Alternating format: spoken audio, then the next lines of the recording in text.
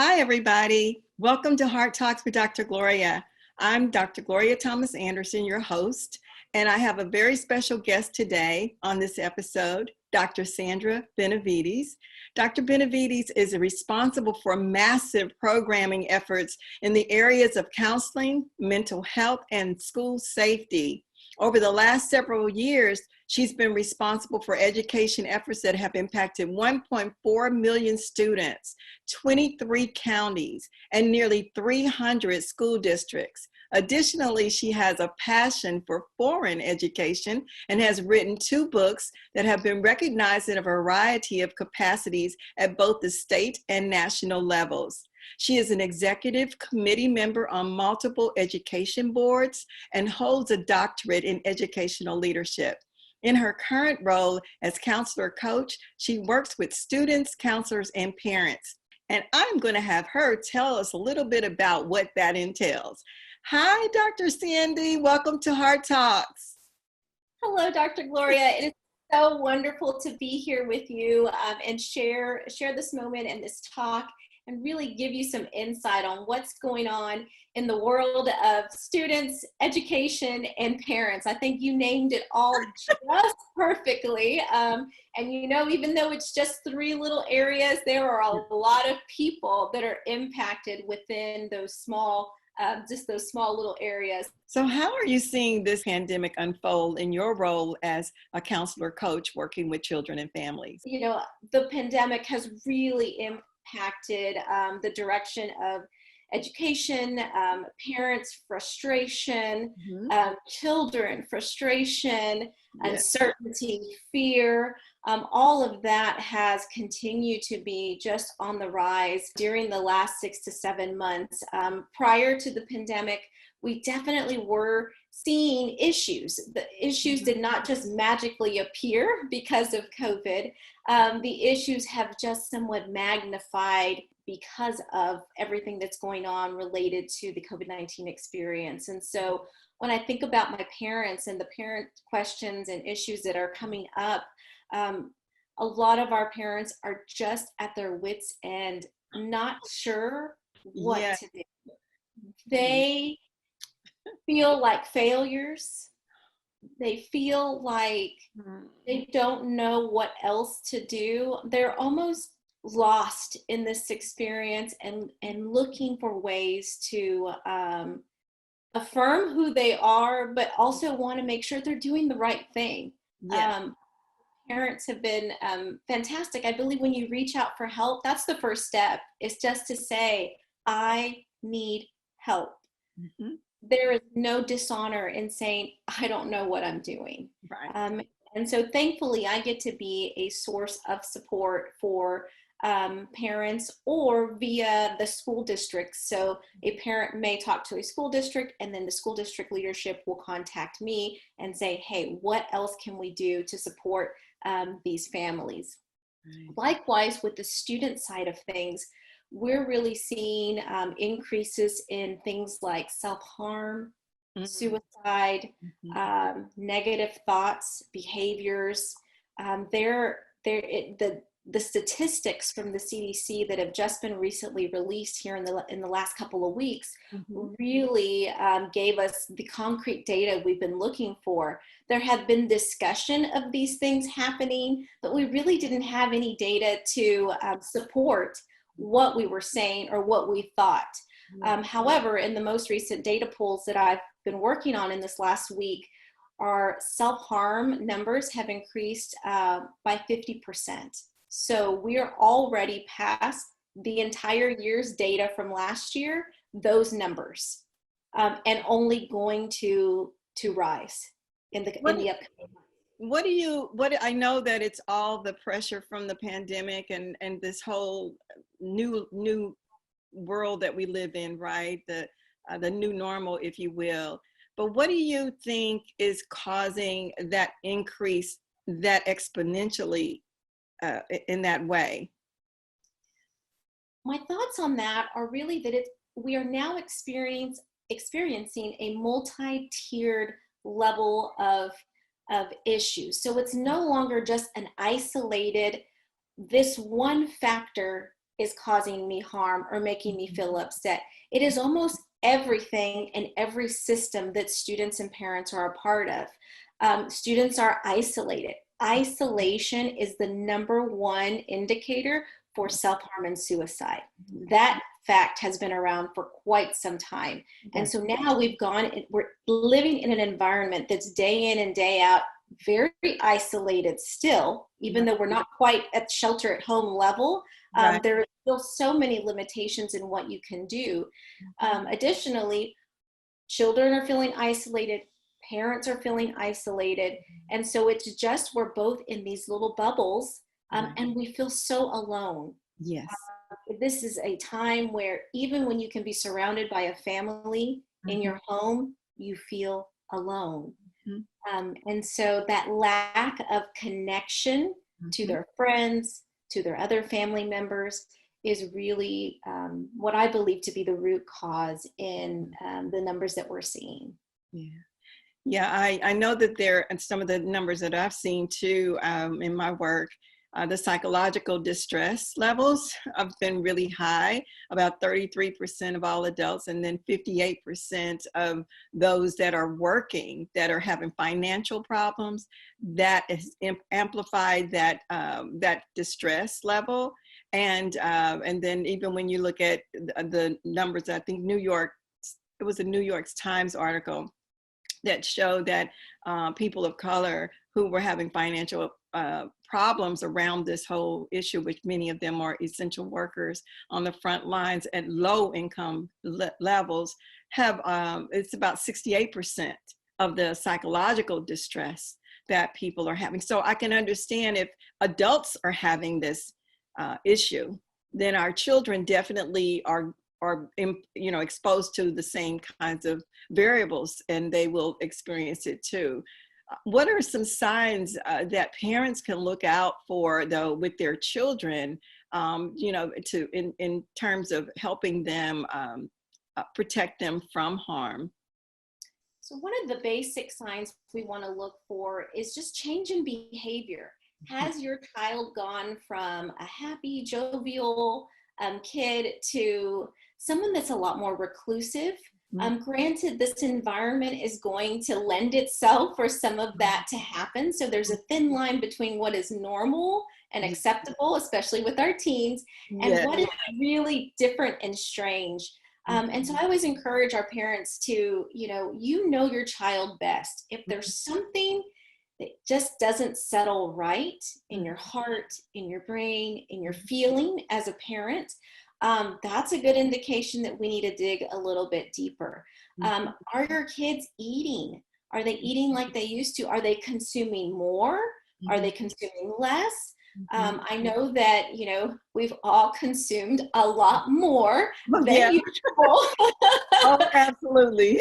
I, myself included. So I'm not saying that just because you eat more means that you have an issue. Right. But we want to look at this in the polar extremes. Is it excessively eating more? Is it excessively eating less? Is your child trying to connect with others?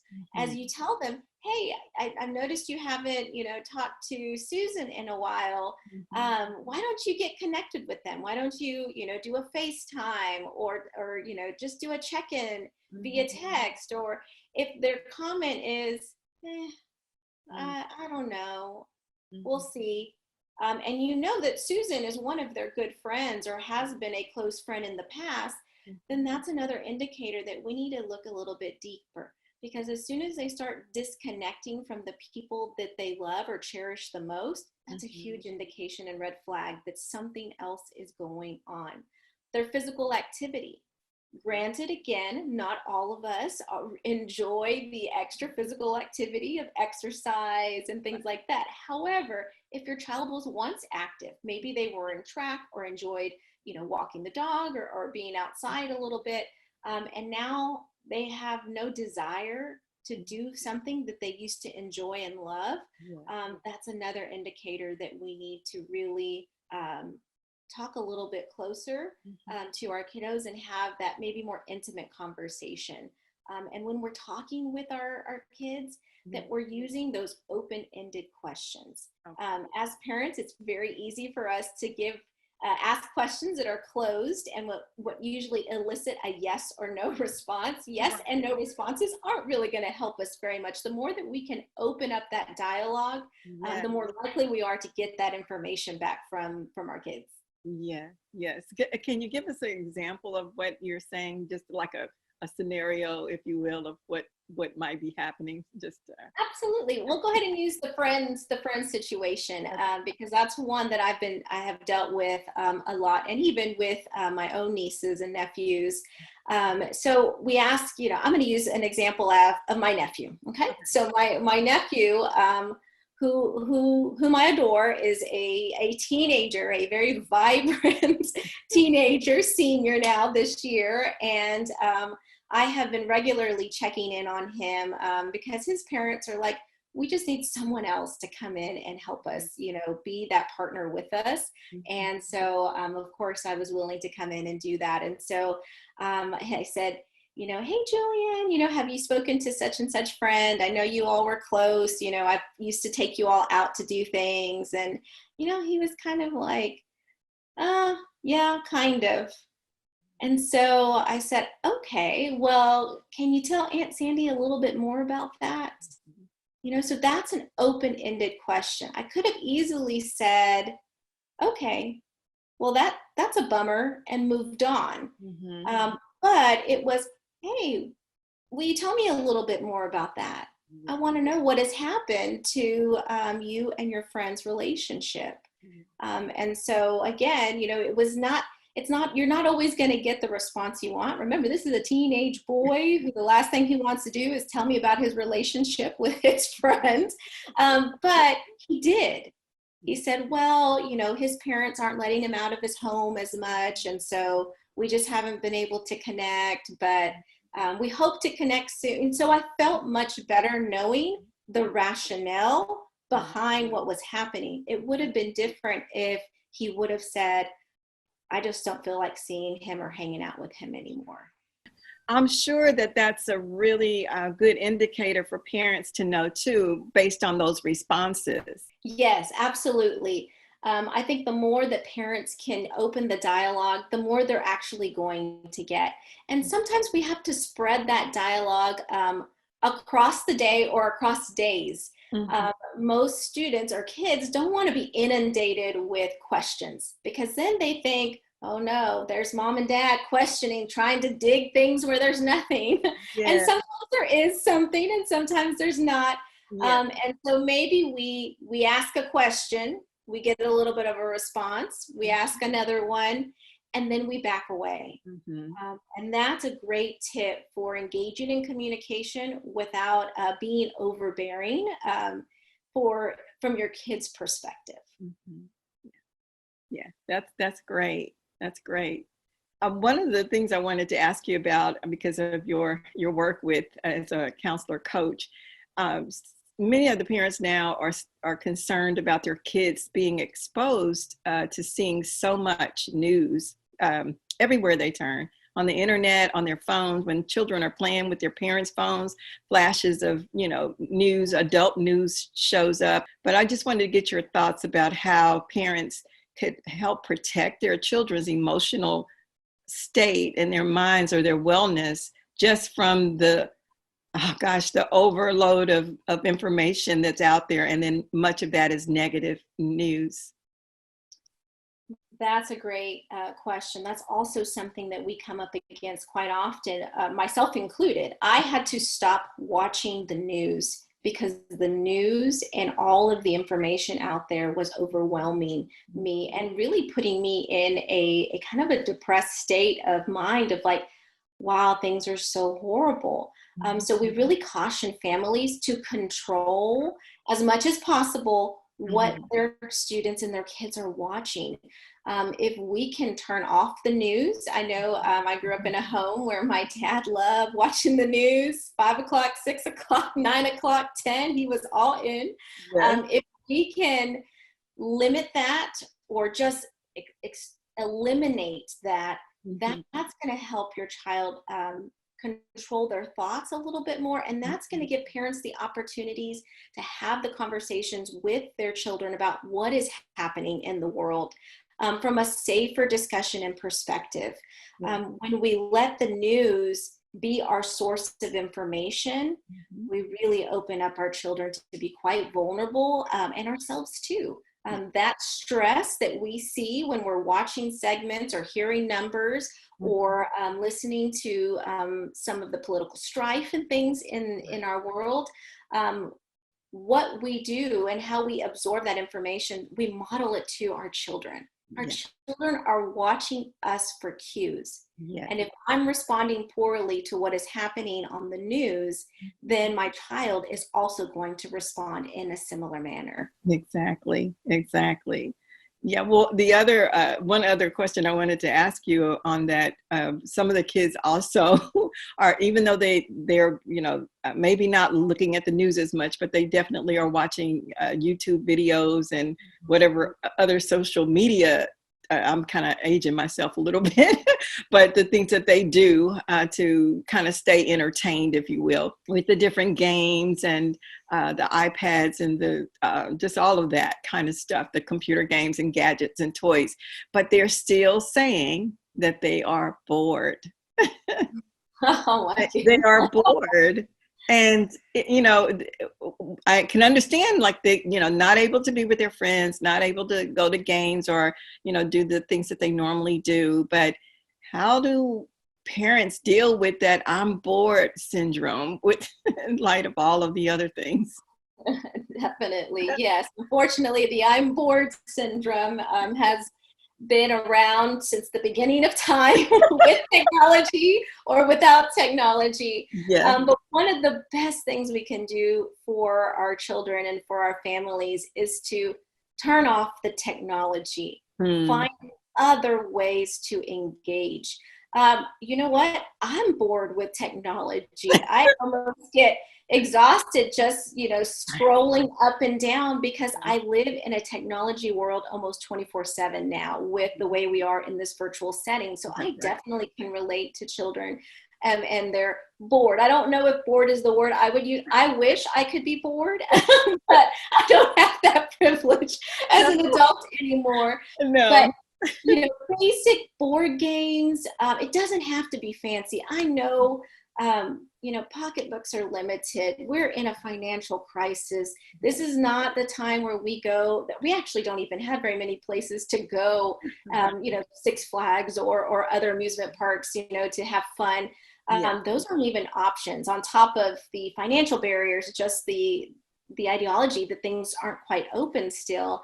But movement with your family. If a family can get at least 90 minutes of movement a week, okay, that's not very much, 90 minutes of movement a week, then studies have shown that families have a more positive outlook on life and feel so much better having that family time and having the activity. It doesn't cost anything to take a walk with your family. It doesn't cost anything to even just share. What is your favorite game? Make up a game. One of the games I used to play, or I always recommend when there's no resources involved, is, I call it the animal game, and you think about what are animals that start with A, and you go around and you go, and when you can't anymore, you go to B and you go to C. Trust me, that game can last for a long time. We won't be bored anymore.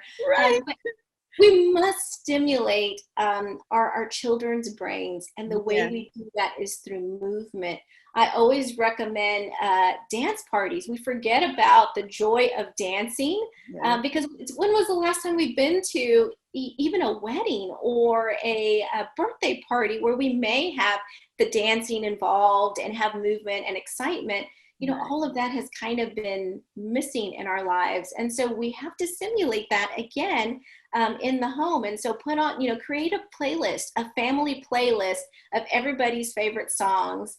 And we're bored. All right, dance party. Let's move. Let's shake it. Let's get some activity. Let's get that heart pumping. They're going to never tell you again that they're bored. Because I was thinking too, the idea that, those who are blessed to have families or have people around them to create some new rituals together. And that sounds like one. That could be one of their new, that we do this weekly, or we, take a walk together as a family, or we, whatever that choice is, but just establish some new rituals. Absolutely. This is the right time for that. And I think children now more than ever are really open to the movement and doing things away from the technology, which is new and a benefit of what has happened here in our environment. Well, what advice do you have to offer for parents and caregivers to help them and their children navigate this new normal terrain of living in a pandemic? Just your advice to that. We'll call it a wrap after that, but I definitely wanted to get your thoughts about that. First and foremost, I need families and parents to know it's okay to ask for help. This is the time that you lean on your church group, your neighborhood group, your mom's club, the Little League Team Moms group, all of the groups that you used to be connected to and sometimes still are. Reach out and let them know. It is so, so important that you are connecting with others and seeking help when you need it. When you do not do that, you run the risk of making some poor parenting decisions that have detrimental impact.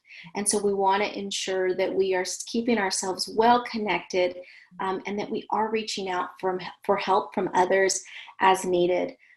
Additionally, I just want to remind you that nobody's doing this perfect. If there was a perfect parent or a perfect model out there, I would have brought them with me on this show and we would have taught you everything you need to know. You are doing the best you can with what you have, and you are doing an amazing job. Give yourself credit, self-love, self-compassion, and keep giving yourself grace. Every day is a new day to be a better parent.